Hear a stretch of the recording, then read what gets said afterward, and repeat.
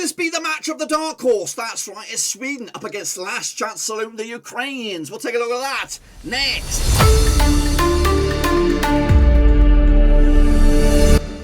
That's right, folks, back once again with another 5-minute preview. Looking forward to the Swedes up against the Ukraines. That's right, over in the round of 16, and we'll get to that in just 1 second. If you're new, where you been, boys? Smash your subscribe button to get your bang out to date with all things Euro 2020 related, Blackburn Rovers related. Woo!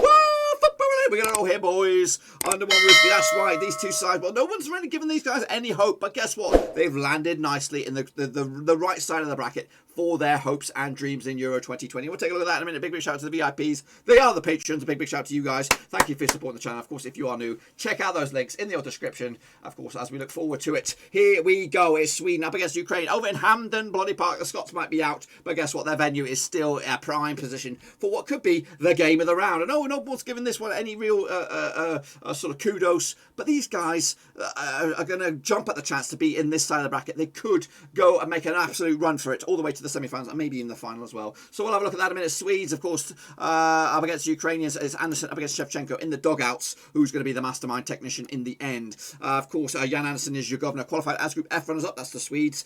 Back in the 15th of November 2019. They've been to the Euros 6 times in the past and currently ranked 18th in the world according to FIFA. This is their route to the last 16. They did start with a 0-0 draw against Spain. That ain't no slouches. They did pick up a win, though, against Slovakia. 1-0 win as well, keeping back-to-back clean sheets. Having a bit of a wobble, though, against the Poles. 3-2 in the end. It was a 2-2 draw heading into it. They were already home and hosed. They could relax a little bit, but they also really came out top with a 3-2 win to put themselves into the knockout stages as group winners. Wow, we as confirmed right here right now. 2 points clear of Spain, and of course a couple of points better off than Slovakia, who did unfortunately crash out as one of the unfortunate third place teams. Take a look at the 26-man squad. It's been the Forsberg show, to be fair. Matey boy Isaac's getting a lot of attention as well, and could be on his move to the Premier League. We did see Kulievsky in the last match, coming on in the lastminute.com substitution, so maybe it's time for him to shine. Of course, currently in the books of Juventus. This is my starting 11 as well. Also between the sticks, Augustin at left back, Lindelof, Danielson and Lustig make up your back four. Larson, Erkdal, Olsen and Forsberg make up your midfield quartet, with Isaac and Kulievsky up top. At sexy Swedish football right there. How about, of course, Ukrainians? Of course, the governor, Andrei Shevchenko, of course, the legend and manager. Hopefully, second chance Sundays for him. Group B winners, they qualified back on the 14th of October 2019. They've been in the Euros twice in the past, back to back now. This is their third in quick succession. 24th, though, in the world, according to the FIFA. Their resume started with a 3-2 loss against the Dutchies. Of course, a good fight back there to make it 2-2, but ultimately lost. They did pick up a win against the North Macedonians 2-1, but they did lose to Austria in what was a very, very disappointing display. Can they bounce back? It's kind of like getting an extra life in the old arcade. They came in here as one of the, they finished as third in Group C of one of the surprisingly lucky losers in that third place table. Of course, and the resume is there for you to review. Quickly, the 26-man squad, or there or thereabouts. Maybe your stars of your show are your attackers, with Yaremchuk and Yarmolenko, of course, on the books of West Ham.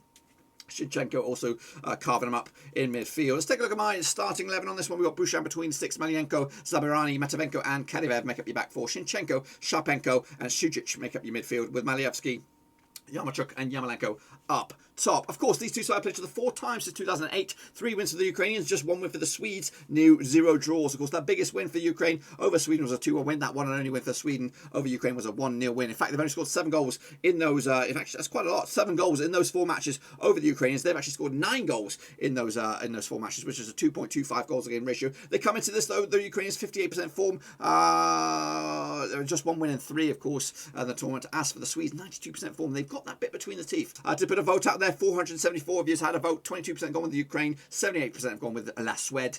I'll give you mine vote in a minute. And of course, the bookies odds are 5-4 for Sweden, 23-10 is your Ukraine, and 11-5 is your bloody draw. Quick look at the odds for the title. Sweden are actually 50-1. Ukraine are 80-1 to go the distance. For me, I'm going to go with the Suède. 2-0 win on this one. They've been very, very good so far.